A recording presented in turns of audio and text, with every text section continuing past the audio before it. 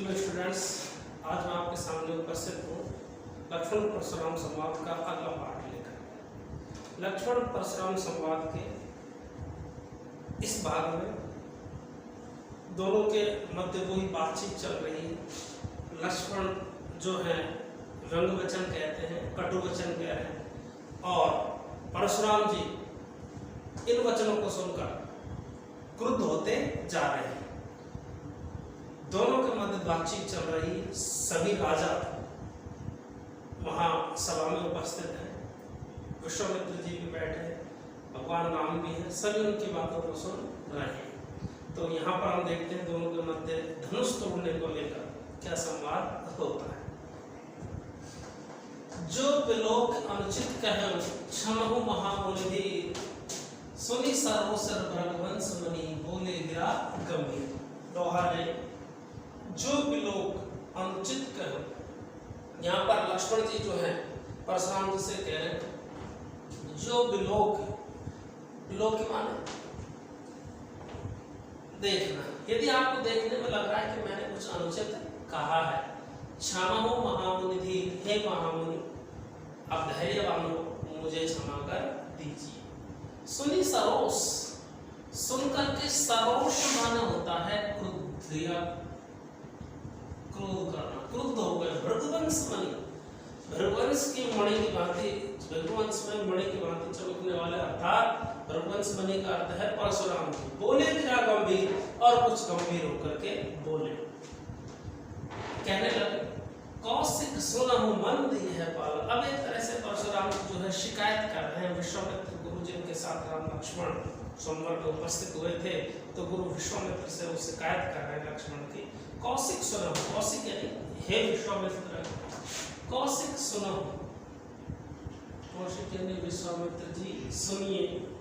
मंद यह बालक, मंद का अर्थ लेंगे मंद बुद्धि, कि ये जो बालक है ये मंद बुद्धि, कुटिल, काल बस बड़ा कुटिल है, काल बस यानी मौत के वशीभूत होने वाला है, निजकुल गाल, अपने कुल का घालक माना होता है विनाश।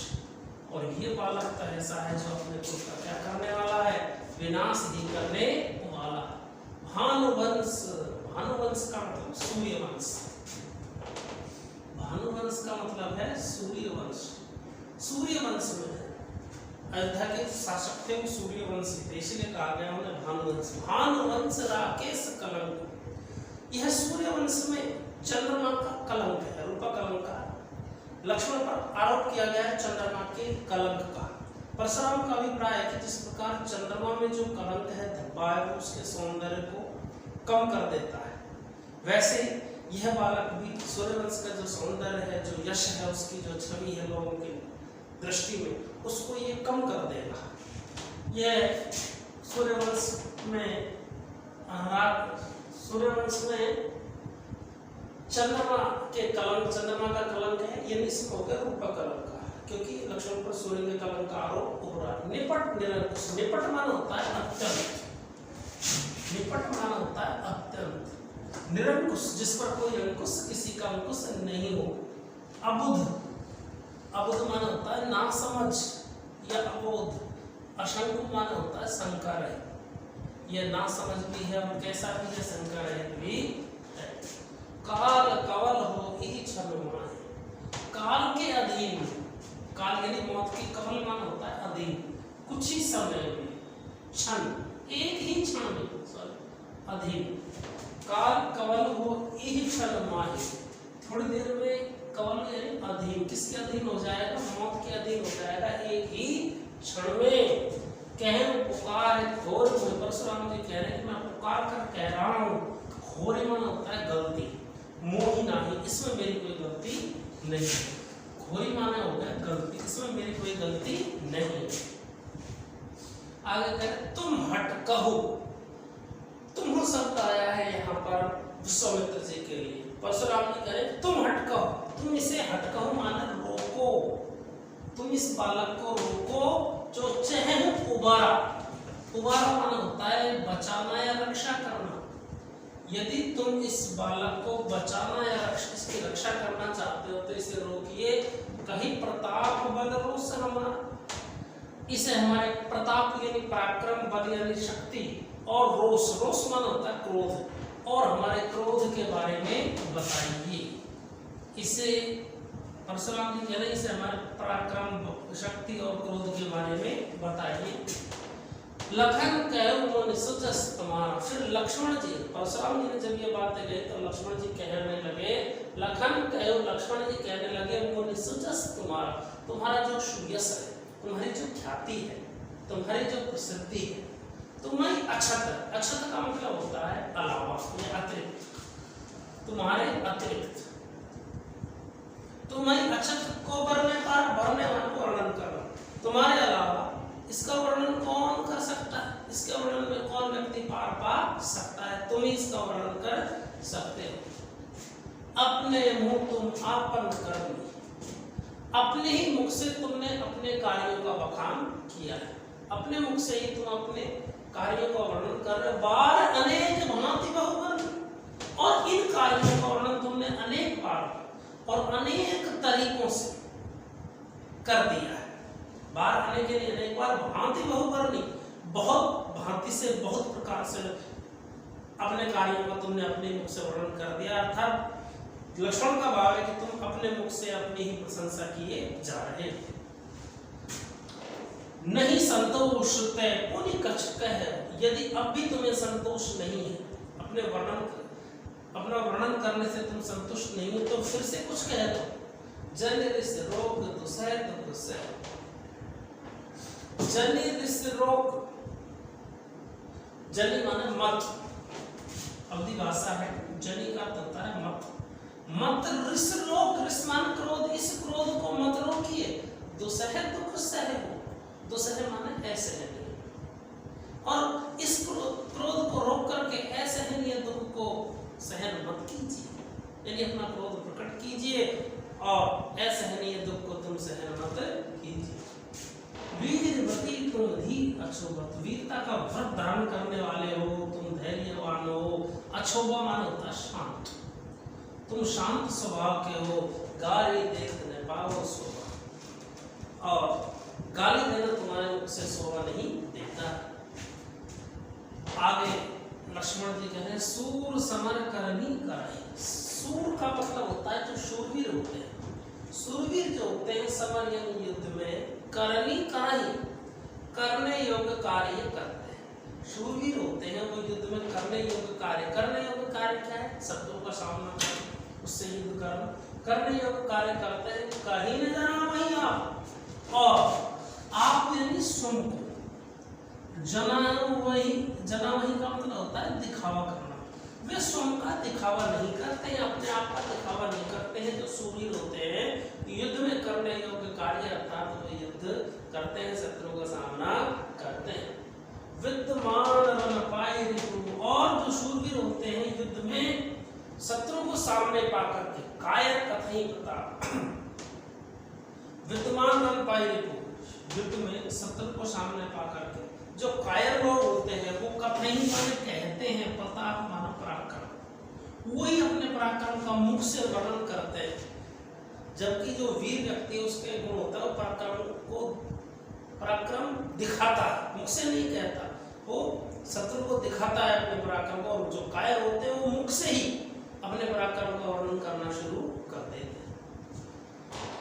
आगे देखो उत्प्रेक्षा अलंकार महत्वपूर्ण पंक्ति, जनु आ गया। मैंने आपको बता उत्प्रेक्षा में जनु मनु, जानो मानो, जनहु मनहु और जानहु मानो, इन 8 शब्दों में से कोई एक शब्द आ जाए किसी काव्य पंक्ति में, वहाँ उत्प्रेक्षा अलंकार होता है, क्योंकि ये सभी शब्द संभावना के सूचक हैं। यहाँ देखिए, तुम तो काल हाँक जनु लाओ, ऐसा लग रहा है कि मानो तुम काल को, मौत को मेरी तरफ जबरदस्ती धकेल कर ला रहे हो। हाँक कर, जैसे पशु को जबरदस्ती हाँक के घर ले जाया जाता है, वैसे ही तुम भी मौत को मेरी तरफ हाँक कर यानी धक्का दे करके लाना चाह रहे हो।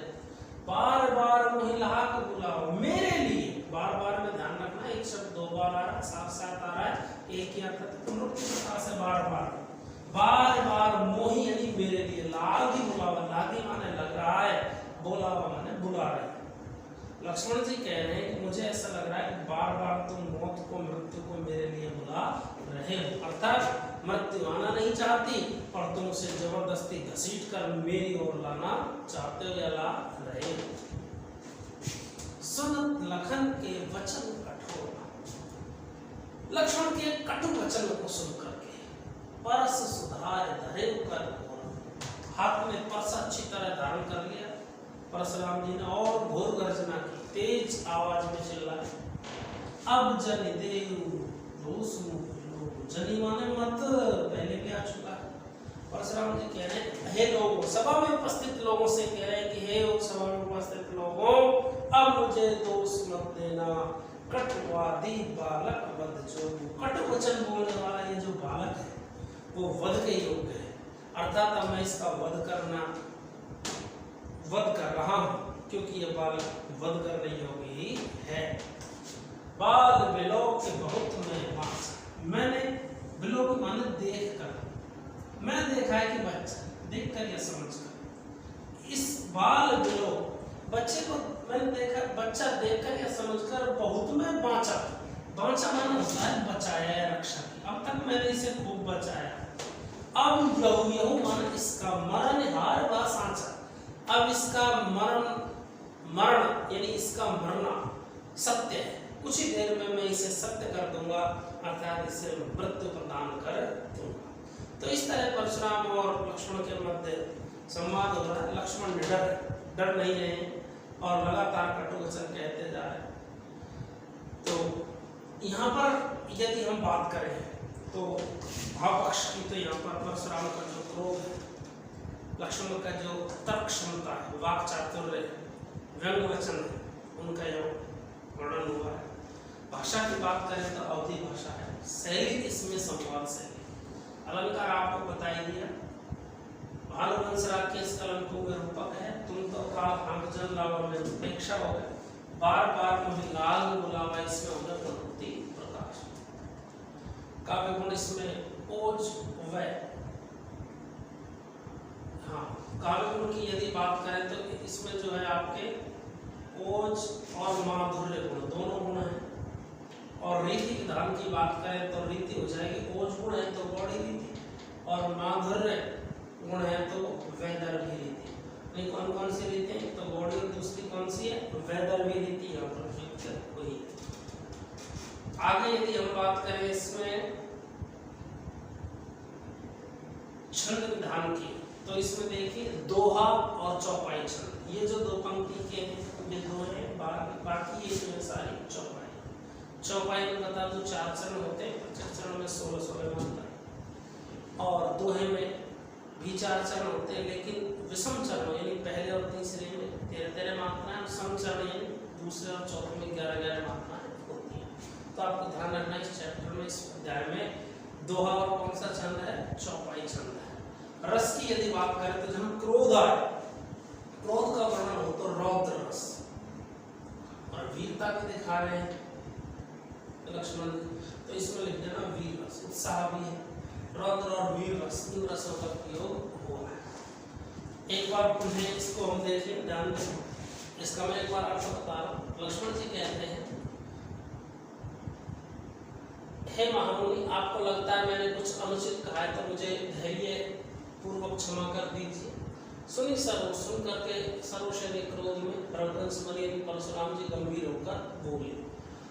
विश्वामित्र जी से कहते हैं, विश्वामित्र जी सुनिए, यह बालक मंद बुद्धि है, कुटिल है, मौत के वशीभूत होने वाला है, निज कुल घातक, अपने कुल का विनाश करने वाला है, सूर्यवंश में चंद्रमा का कलंक है, अत्यधिक निरंकुश है, नासमझ है और शंका रहित है, काल के अधीन हो जाएगा एक ही क्षण में।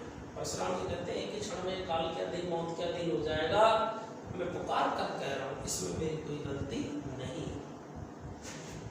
यदि तुम इसे उबारा यानी रक्षा करना चाहते हो, बचाना चाहते हो, तो हटकाओ यानी रोको, इसे हमारा पराक्रम, शक्ति और क्रोध के बारे में बताइए।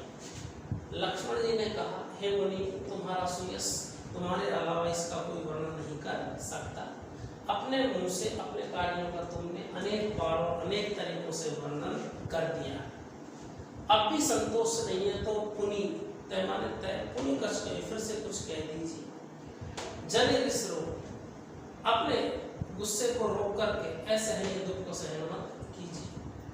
तुम वीरता का व्रत धारण करने वाले, शांत स्वभाव वाले हो, गाली देते हुए तुम शोभा ही देते हो। फिर लक्ष्मण जी आगे कह रहे हैं, सूरवीर जो होते हैं युद्ध में करने योग्य कार्य करते हैं, स्वयं का दिखावा यानी अपनी प्रशंसा नहीं करते हैं। शत्रु को युद्ध में सामने विद्यमान या उपस्थित पा करके कायर लोग ही अपने प्रताप का वर्णन या बखान करते हैं। आगे लक्ष्मण जी कह रहे हैं, तुम तो जबरदस्ती मृत्यु को मेरी ओर धकेल कर या हाँक कर ला रहे हो। बार बार मुझे ऐसा लग रहा है कि बार बार मेरे लिए उस मृत्यु को बुला रहे हैं। लक्ष्मण के कठोर वचनों को सुनकर परशुराम ने हाथ में फरसा मजबूती से धारण कर लिया और घोर गर्जना और कहा, अब मुझे सभा में उपस्थित लोगों से कहा, अब मुझे दोष मत देना, कटु वचन बोलने वाला ये बालक मुझ वध के योग्य ही है। बाल लोग आप परशुराम जी कहते हैं, बच्चा समझ करके मैंने इसे अब तक खूब बचाया है, अब यह मरण बाहर हाँ साचा, अब इसका मरना सत्य है। तो ये आपको उम्मीद करता हूँ समझ में आ गया होगा। आप देखते रहिए सारे वीडियोज को, बाकी जो बचा हुआ जो पार्ट है इस चैप्टर का वो अगले वीडियो में कंप्लीट आ जाएगा। धन्यवाद।